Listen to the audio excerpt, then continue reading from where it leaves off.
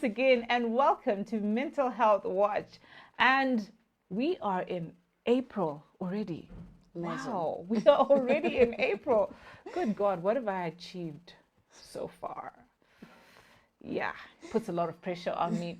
But anyway, thank you for joining us once again on Mental Health Watch. And today we are talking autism. On the 2nd of April, we celebrated Autism Awareness Day. And this whole month, we will be talking about autism and another condition that is mental health related, again, because we are celebrating and commemorating two particular things, autism and stress. But like I said, today we are focusing on autism. And I have this beautiful guest, this mom of a guest, with me here. Do introduce yourselves and tell us what you are about. Okay, thank you so much for this platform. My name is Tadzie Madzima. I'm a mom. I'm a founder of a youth organization. I'm also a marketing and communications expert. Wow. Wow, that sounds like a, Yes. a lot. And Tadzie, there's this question that I like to ask at the beginning of every show. We have with us a set definition of what mental health is, but that's a bookish definition. And because we're trying to demystify and remove the stigma that is surrounding mental health before we even break it down, I would want to know, what is your personal understanding of what mental health is? Okay, so mental health relates to the emotional state that a human being is in. And so we're looking at aspects such as their stress levels, their happiness levels, how they're interacting with other people, how they socialize with other human beings in society. So it's mostly focused on the emotional state of a human being. The stress levels. Yes. I think we go through those, a fair share of those. Like just before we started, we were having a conversation off camera, and I think we have identified more than 10 things that just raise your stress levels. So you see, this is why this question is popular, and it's so important for us to understand mental health in its different facets and how it's different for every individual, regardless of that one blanket definition of what mental health is. And today we're talking about autism. I'm so tempted to just let you take over the show because you seem to have a lived experience, a personal experience, and there is so much wealth in someone who is going through something or who has experienced something, and for them to be voicing it out and to be adding that voice of confidence out there that, hey, look, we can talk about this openly. Whether judgment comes or not, that's secondary. But the most important thing is to talk about it, because you don't know who you help by talking about it. And also, you're also not aware how much help you could get by just talking about it. So let's talk about autism, or autism spectrum disorder, ASD. What is it really? Okay. So ASD is a neurodevelopmental disorder, and it can be caused by genetic. It can be caused by genetic reasons, or it can be environmental reasons that can cause autism. But one thing for sure is that it's not something that a parent should blame themselves for. You know, to say, okay, my child is autistic. Maybe there's something that I did, I ate, I consumed, or whatever that made my child autistic. Autism can happen to anyone, you know, and actually in the US, they say that 1 in 36 children are diagnosed with autism. So that's a pretty high rate of a chance where your child can be diagnosed with autism. And it's called a spectrum because it comes in different types. So there isn't just one type of autism. So there are cases where autism is quite extreme, and other cases where it's mild. So that can only be diagnosed by an expert who can tell you, either that can be an occupational therapist or a speech therapist or psychologist who can come and say your child is autistic and this is the spectrum that your child is on. So it is not a death sentence, right? It's not a death sentence. It just means that, you know, in many ways, we've actually changed the way we talk about autism to say autism is a superpower, you know, to change the way we look at it, because it just means that people who are autistic view and interact with the world in a different way. They understand and see the world differently. And so it's more of us looking at more of an equity. Child A or person B or child C is autistic, or you can say this child is autistic, but then they have collective symptoms and signs that are different from the next child, and which is why it's on a spectrum, because of its broad presentations. And also, Tadzie, what do you think? I know you said mothers shouldn't blame themselves. Again, also, it's not just the mothers that blame themselves. That self-blame comes from how we, as a society, view this woman or view autism, and how we're quick to label it as instantly an intellectual disability, or it inhibits learning and it becomes a learning disability. But like you said, we need to look at a non-autistic brain and an autistic brain and say, where are the differences? If anything, it would be interesting to know years from now that probably our brain actually had something wrong with it, because an autistic brain is very switched on, and children with autism can lead a normal life. And I use the word normal there cautiously, because again, like I'm saying, years from now, it would be quite interesting to know that, no, here we were pointing out that, oh, I think there's something wrong, yet no, we had something lacking in us. What other causes can we look at when we're talking about autism? Okay.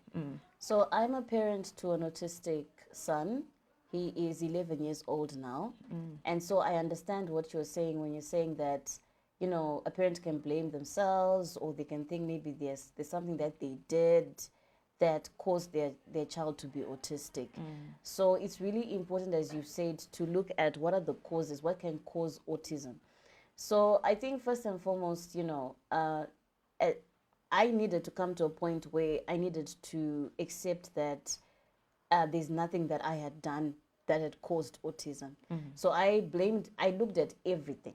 Like I can tell you the things that are not causes of autism that I thought were causes. So I thought I had sinned. I thought I had sinned against God. Wow. I thought that this was a punishment. Why? No, that is. These are some of the. That is so These huge. are some of the like, things you'll be thinking. What have you done? Yes, exactly. I thought that was one of the things I thought had caused this. I thought that there's a sin that I have done. I need to go to church and repent. And it wasn't just because of that, but obviously there were voices that would be coming around you from people who are religious, whatever, would be telling you, you need to pray about this. The second thing is that the other cause I thought was that my child is cursed, right? I thought that this is a curse. So I need to go and get this child prayed for, laid hands on, cast out whatever demon this is that is causing my child to behave this way. And being African, yes, like, first port of call is curse. Yeah. Who is it? It must be Taf. It's coming from Taf. Taf looked at me funny when I was pregnant, or Taf said this, and it must be Taf. Shame. It comes with so many complications. Yeah, oh exactly. My word. And if you go to certain religious institutions in the country, if you're not careful, they will start telling you so and so in your family has done something, you know, to your child, and you need to get this sorted, and you might even end up hating your relatives for something that has nothing to do with them, right? So I did think, and then other things that I would hear is like it's witchcraft, This is witchcraft. Someone out there is out to get you or destroy you. I also blamed myself. I started looking back at my pregnancy and I was thinking, was there something that, was I not eating healthy? Because I had a bit of a tough pregnancy. So, and generally I have tough pregnancies. I only realized that that's the type of person I am after my second child, who turned out to be non-autistic and normal. But I had the same experiences on both pregnancies. But because I had a tough pregnancy on this one, and I had not yet had a second child, I thought because of that tough pregnancy I'd had, that's why my child had turned out. Something must have gone wrong with, me being so sick and so forth. Maybe that's the reason why my child had turned out to be autistic, or maybe I should have just pushed through the morning sickness. I should have just worked harder, tried harder to get myself feeling better. So, you blame yourself, and other things that I thought were happening at that time. I didn't know that my son was autistic, so I thought that I was not paying enough attention to him. And that was another thing, family sometimes can come and say, you're not paying enough attention, and all of that. So I was blamed also that I'm not, investing, especially, the extended family usually. Usually your close family understands that this is a unique situation. And they know they support you. Yeah. So obviously, like, when it comes to pointing fingers, if anything, they would be pointing fingers at the other party. Like, I think it's you, it's not her. Yeah, exactly. But because they're your people. And by this, I'm not saying that extended family is not your family. But let's be realistic here. They're your biological people. They have seen you grow. They would know. I think Tadzie, probably it could be genetics, because she was like this. So if there's none of that, they're like, no. So we're also wondering where it came from. Exactly. And you're doing your best. Yeah. Go for it. Definitely. Like, my mom was very, very supportive. She was very helpful to me. And she was always encouraging me that she didn't know what it was, but she always said to me, don't give up, don't give up. She didn't know what it was at that time until I told her after I had got a diagnosis, like a professional diagnosis, that he is autistic. But what made me actually go for the diagnosis was because I decided to be open to coming up with a solution. Because I think that's the first step. Like, I think awareness that there's something wrong and knowing that something needs to be done, right? So someone came, one of the pastors at the church where I was going, she was a teacher. And then she said to me, I think your son is autistic. And then she said, I'm not saying this to be disrespectful to you, but I am saying this because I know that, because I've taught children who are showing the tendencies of your son. And that must have been huge for her, because like we were saying before, I can't just come up to you and give your son a supposed diagnosis, because you'd be like, who asked you? Exactly. And why are you in my face like that? It's also because it's not easy to just pass on a diagnosis like that, because no one knows how you would react to it. I mean, there were moments when I'd actually stopped going with him to church, and then they'll ask me, why have you stopped bringing him to church? Just like, no, there's no reason, but I knew that I just didn't want him to throw a tantrum, or, because my son had a major problem with tantrums, right? He would, because the reason why autistic children throw tantrums is because they're not able to talk. They're not able to express what they want to say. So they resort to losing their temper because they are frustrated. They are frustrated with the fact that they can't get you to understand what they want. So he used to be very temperamental. So I was like, I don't want to bring him to church, because I was like, I don't want to be embarrassed. He's going to embarrass me in front of people, because everyone is going to turn back and look at that woman with the child. And you get, no offense, but you get those women, the elderly women in church. They don't say anything. They'll just be like, that eye, like, exactly. He's going to be doing that pretty much the whole service. So I might as well not come to church or bring him, because everybody will be giving the eye, like, you'll find someone will just shift in a way to say, hello, I can't listen because of your child. Exactly. It's But again, exactly what it's would happen. lack of knowledge, lack of exposure, and also not knowing. Yeah, Because exactly. I don't think back then our mothers knew what autism was. Yeah, they Children didn't. were all just clustered in to one spectrum, if I can call it that. Yeah, that's true. I mean, I think that's when she said that, I was like, I think I had gone through so much emotionally. I was like, I'm open to anything and I need to help my child. And that's when I actually then said to her, what should I do? Then she's like, you need to go for a professional diagnosis. I'm willing to take your child in and teach your child, because I'd actually taken him to a school. And at the school, they came back to me. And that's another thing about schools. At the school, they brought him back and said, we can't have your child here because your child does not listen, he's not disciplined, he doesn't sit in one place. And this is a school full of teachers who are supposed to be able to recognize that this child, but they were not able to do that. They actually said that he does not listen, he does not want to pay attention, we can't keep him in one place, this is not the best place for your child. So they actually say that and for me, I used to wonder why every time when I left my child at that school, he would cry so much, like scream, scream, scream, scream.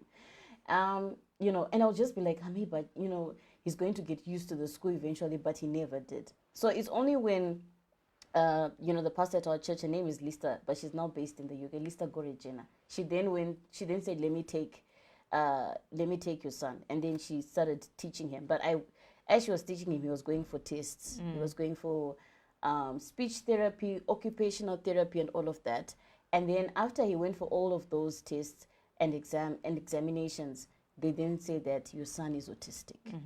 That's when and then, the lady said to me, the occupational therapy said to me, it's not your fault. And I broke down. Because she could see that, I've been battling with this thing. And I was about to ask you how, like at that moment where they said your child is autistic, how did it make you feel? I think it was a lot of emotions, right? I was like, what does this mean? Does this mean that he's never going to live a normal life? What does this mean, right? But I think the first thing, when she said to me, it's not your fault, I think that was the first. I think it's almost like therapists know that the first point of care is the caregiver, because the caregiver can't take care of the person if they're not okay as well. Yeah. So she almost like had to get me into a right state of mind and get me to understand that there's nothing that you've done wrong. This happens to a lot of people. It happens to so many children get diagnosed with autism. It's on a spectrum. We can help your child. If we have an early intervention, your son will be fine, right?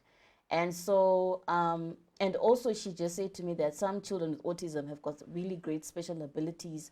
They excel in certain ways. So she was like, so it's a superpower. You should be happy. You should be excited, that your child is unique. And she was like, every child is unique. Yours just is also unique in a different way. So all of that helped me to, because occupational therapists unfortunately end up sometimes playing double roles of also being therapists to the parent. But I think that was good because it just got me out of that state of, and now I knew what I needed to do. So she was like, well, you can't take him to a normal school. He has to go to homeschooling for a certain number of years and so forth. And from the time I took him out from that school and started taking him for homeschooling, he started doing very, very well. And now he does so well that it's a little bit frightening. Like he gets A- and A+ in all of his subjects. And even the last report, it was just all straight A's, and all of them were either A- or A+. And this is a child that I was told from another school that your child is disrespectful, does not listen, does not sit, does not what, does not what. So for me, it was like, if I had not done the intervention of taking him from that space and giving him to a teacher who was going to help him and work with him, and because you have to be very patient. Yes. And also, some children who are autistic have got a specific way of thinking, specific schedule. They like things to happen a certain way, and so forth and so forth. And so that, you know, that's why he needed that one-on-one support. But I think that if I had just forced things and forced him to go to a normal school and everything, he would be in a far worse situation than he is now. And, you know, I'm coming back to my point. I want this on camera. I hope the camera is like on me. It's one of those moments where the camera is focused on me. I want this on record that at some point, I hope I'll live to see this. At some point, I kid you not, children, people with autism are going to take over this world. I see, you know, like in those, what are they called? Science fiction movies, where there are certain type of humans who take over the world. I see it. I see it in autistic children, especially, because if you watch them and the things they're able to do, it is just so amazing. And here we are, we have labeled it a diagnosis, and we're saying, oh, there must be something wrong or something different from the way we are or the way we function. But I think more research needs to go into that. That's true. Maybe there is a gene that is now making superhumans, and we're just not ready for that conversation yet. We're waiting for it to come out of a lab, but the genetics may have been altered, or we're moving from Homo sapiens to sapiens sapien to humans to something else that is not just what we would term normal. And this is why you find that with autism, a lot of children and people with autism can crack and do the most amazing things that you and I are not able to do. So obviously it is going to scare us off a bit, because we think, this should have been done with the assistance of a machine, not just human interaction. So yeah, do take note and know where this conversation was had here at Heart and Soul. We will at some point be having this conversation where someone with autism has done the most amazing discovery or breakthrough. And I look forward to the day where we take it off the DSM as a disorder and start embracing it. Because again, that also comes with a lot of connotations where we're saying, okay, it's a disorder. In one element, it's a disorder. But then on the other element, we're saying they're superhumans. So it then sounds like, oh, you're just saying that to be nice. But actually, no, it's not to be nice. It is exactly that. They have superpowers that you and I do not have. Yeah.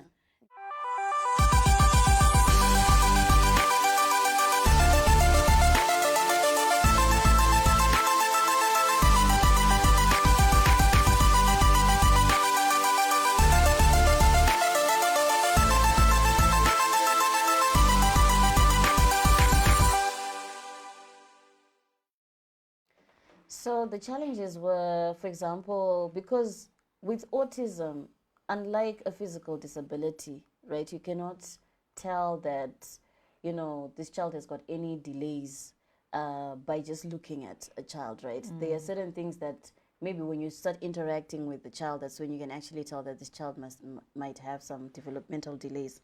So I guess the challenges were like, for example, would go into maybe supermarket, and I bump into a friend, and then the friend is like, hi, and then, you know, they want to greet my son and expecting a response, and they don't get one. So those were some of the awkward situations where people were expecting him to respond and he wouldn't, and then they'll start asking him lots of questions and he wouldn't be able to respond. So those would be one of those awkward situations where he would even sometimes look to the side, or, you know, or he would start bubbling, you know, like baby talk, and maybe at that point he was already maybe at 4 or 5, and the people would be like, is your child not able to speak, you know?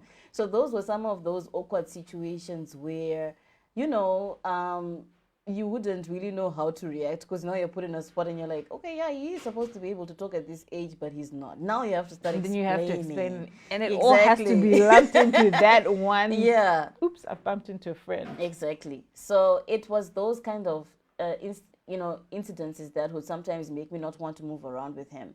Or maybe, you want to take him to go and play with other kids or to a playground, and you know that other kids are going to be trying to talk to him, but he's not going to be able to interact, or he's just not going to want to play with other kids. He's just going to want to be alone, right? Because my son had this strange behavior where he would not want to play. Like, you'd get him normal toys and he would not find the normal toys that other kids would want to play with interesting.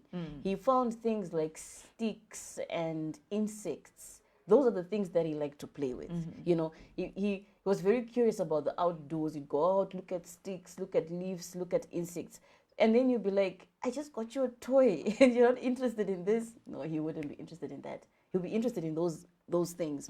So that's what also made his interaction with other children difficult. Yeah. So those are some of the challenges that I faced, and until I got a diagnosis. So when I now got a diagnosis, I thought that people would be very judgmental towards me, but surprisingly they weren't. A lot of people were very welcoming. At church, they were very welcoming to me after I told them about it. Obviously, there's always going to be one or two people that will always have that judgmental eye.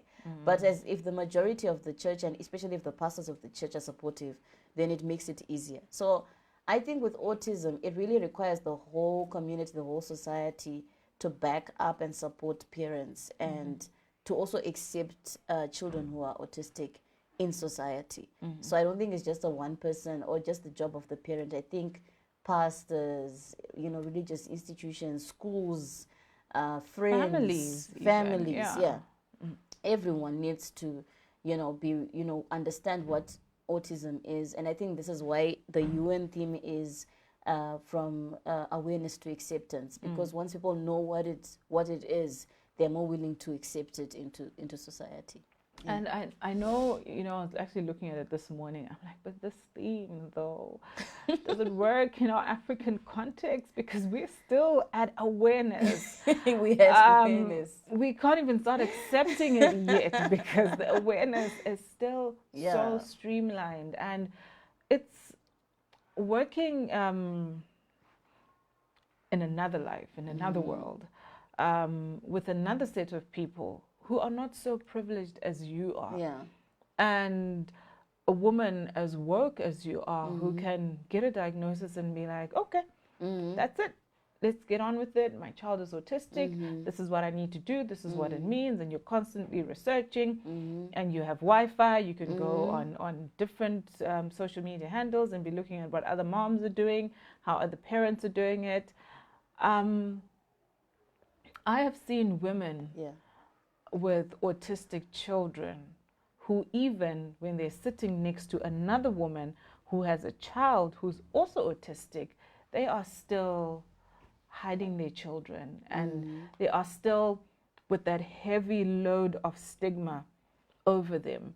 They're also still with confusion and low key, in fact high key, because often you'd hear them say, "Andizuthi ndakatadza papi," or "Pane ari kundishuwira zvakashata." And it's a lot of beliefs and cultural norms, and also what we say as society to one another. It becomes such a heavy burden. That's why I'm saying, look, that's the UN theme. Yeah. But on the ground, we can't even move to acceptance. No. Because a lot of us are not aware. Yeah, that's true. A lot of us have no idea what we're talking about. Some only know that there's autism, and to some it's actually merely just a fancy term. But a lot of us need to know. And the thing is, it's not because Tadzie has an autistic child, but I also need to know, because my child is going to interact with her child. And who knows, my daughter might end up being in a relationship with your son. And we need to know this from a broader perspective, not just to say, if you suspect your child has autism, please go and find help. We all need to have that information, at least just the basic knowledge before we move to acceptance. And that information dissemination is really, really, really key in us pushing autism awareness. And I do hope that this month we see a lot more activism. Gosh, I don't like the term activism. Like the moment I said that, I saw people with placards and whatnot, like shoving information down the throat. Yeah. But we see a lot more awareness being shared, not just on social media platforms, but even in communities, promoting the knowledge base around autism, around the children who are autistic, what they need, how we can help, and also encouraging mothers to take out their children, bring them out of that hiding space where they're keeping them, and for them to come out of their shells. Because what I've discovered is, if I'm to tell you, I have ADHD, you stop judging me. You then like, oh, okay, she owns it, she knows it. Maybe I have it too. Let me listen and hear what it's about. Then I can go for a professional diagnosis, or let me learn more on what it involves. It removes that opportunity for you to be judged because you're talking about it. It removes that opportunity for me to be texting someone and be saying, oh my God, you know, what's wrong with her child? I knew it because of this and that and that and that. I can't do that because whoever I'm texting would be honest enough to say, yeah, but she talks about it. Yeah, but she said it to us before. Yeah, but she said this is the reason why. So I guess we need to do so much more on awareness. Just awareness before we even move to acceptance. There can be no acceptance without complete awareness. Because what are you accepting? That's when it's all just a facade of acceptance. And we really need these children to grow up in a place of love, in a place of security, in a place of acceptance. Because, like I said, they will one day take over the world and we will be reporting to them, and it will be an opposite. Now I'll be sitting there and there'll be an autistic presenter here saying, oh, so how do the rest of you humans function? Like, why can't you do this? And that would be a very awkward conversation because we've spent so many years labeling and pointing out that there's something wrong and something different about them that's not like us. So Tadzie, just quickly, because we've run out of time, what word would you have to say to caregivers out there with regards to caregiver fatigue? Because not so many would be like you, not to give up and to put it out there. What can you say to caregivers, and just your parting shot? Okay. Well, I just want to encourage caregivers, you know, because when you start talking about it, when you start opening up, when you start seeking help, you'll be surprised at the number of people that will be willing to stand by your side and help you, you know, walk this journey. I was very scared of opening up and talking about it, and that meant that I was not getting adequate support. I was not getting enough empathy because people could not understand, because I was not talking about it and opening up and sharing about it so that I could get help. That does not mean that obviously you're not going to bump into people that are going to judge you. That will happen whether you open up or not. People will judge your child. They're still going to judge your child, right? Whether you're quiet about it or you speak about it. So you'd rather speak about it, and by speaking about it, you now attract the genuine people, the people that actually want to help you, and the people that have the best, your interest at heart, your best interest at heart. So I encourage caregivers and people who, or any parents that have a child that they feel, you know, is maybe behaving in a way that society deems to be awkward or maybe not normal or anything of that sort, to to open up and to seek help. There are so many occupational therapists, so many speech therapists in the country. To her point, though, I do feel that there's a lot that needs to be done in terms of making these services accessible to communities, rural communities, where the stigma around a child who would be autistic would be extremely high, and the child would face a lot of challenges getting the support they need. And so I do the internet, have access to Wi-Fi, have access to, you know, more resources.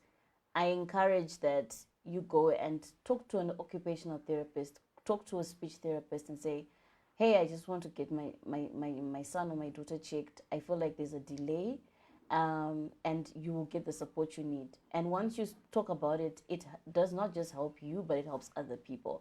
And I'll just end by saying that I spoke about my son. I commented on a post on the BBC World Service last month, a couple of weeks ago, and it caught the attention of one of the reporters at BBC, and they actually invited me for an interview to come and talk about it, and share my experiences, you know. And so I'm more comfortable to talk about it now because I got support, right? And I was by opening up and telling people that I'm going through something, I got a lot of support, and now I'm more confident. I can talk about my son, I can talk about how well he's doing, but he still has other challenges. It's not like he's just doing so well in school and everything about his life is perfect. He still has a lot of challenges he still needs to deal with, right? He finds it difficult to interact with other children.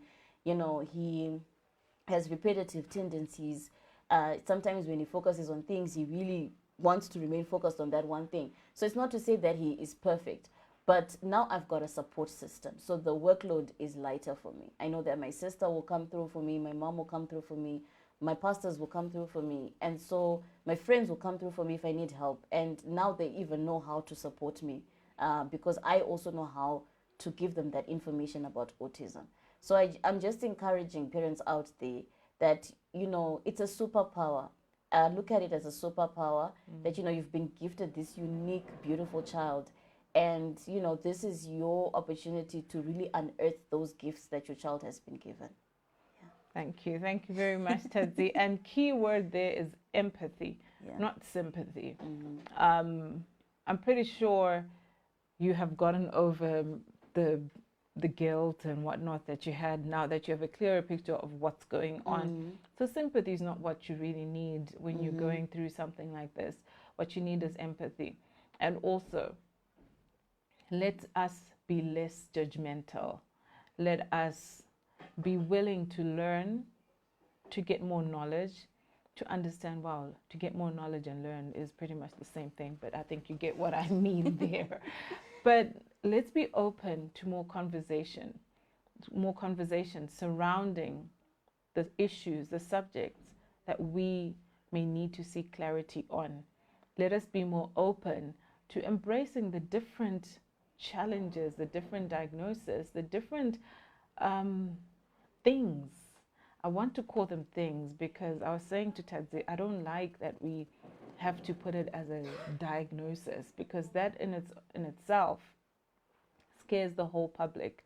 No one wants to have a diagnosis and live with it. But this is the gift that you have. Let's teach these children, these people, to use these gifts, to embrace these gifts and accept them in society. Thank you so much for watching, and I do hope that this conversation brought with it a world of knowledge and a world of connection, because it is coming from someone who has a first-hand experience of autism. And here she is today, talking so boldly about it and so confidently, and encouraging everyone out there that let's learn more around autism and let's be kinder to one another. Until next week, do take care of yourselves, and remember, it's okay not to be okay, and speak out when you need help. Thank you so much.